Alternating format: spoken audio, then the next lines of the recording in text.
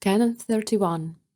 If any presbyter, condemning his own bishop, draw people aside and set up another altar, without finding anything wrong with the bishop in point of piety and righteousness, let him be deposed, on the ground that he is an office-seeker.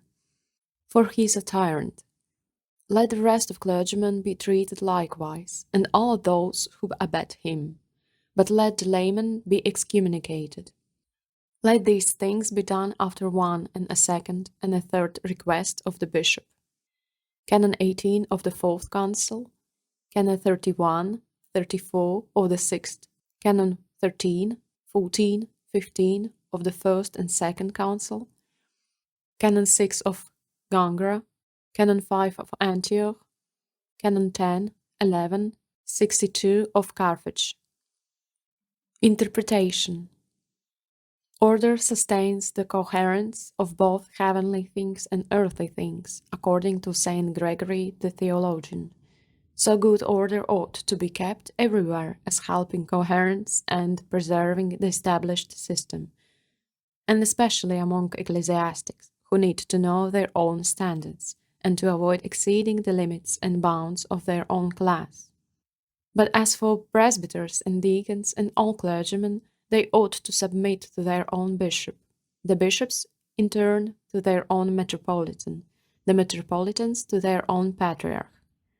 On this account, the present apostolical canon ordains as follows: any presbyter that scorns his own bishop, and without knowing that the latter is manifestly at fault either in point of piety or in point of righteousness, that is to say, without knowing him to be manifestly either heretical or unjust, proceed to gather the Christians into a distinct group and to build another church, and should hold services therein separately, without the permission and approval of his bishop. In so doing, on the ground of his being an office-seeker, he is to be deposed. Since, like a tyrant with violence and tyranny, he is trying to wrest away the authority which belongs to his bishop. But also any other clergymen that agree with him in such apostasy must be deposed from office too, just as he must. But as for those who are laymen, let them be excommunicated. These things, however, are to be done after the bishop 3 times gently and blandly urges those who have separated from him to forego such a movement, and they obstinately refuse to do so. As for those, however, who separate from their bishop before a synodical investigation because he himself is preaching some misbelief and heresy publicly, not only are not subject to the above penancies, but have a right to claim the honor due to Orthodox Christians, according to Canon 15 of the First and Second Council. Concord.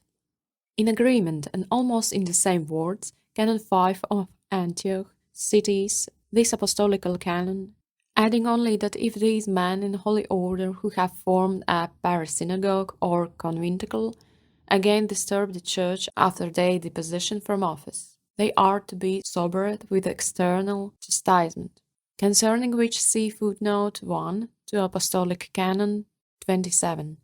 Both Canon 18 of the 4th and 34 of the 6th depose clergymen that enter into a conspiracy and faction against their bishop and his fellow clergymen.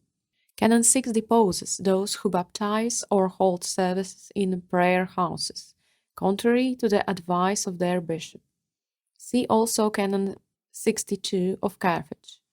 Not only these latter, but also Canon 13 of the 1st and 2nd deposes that presbyters or deacons who, on account of some crimes or other of his bishop, should separate from his communion and refuse to mention his name as usual in the sacred rites before there has been any synodical investigation of his crimes.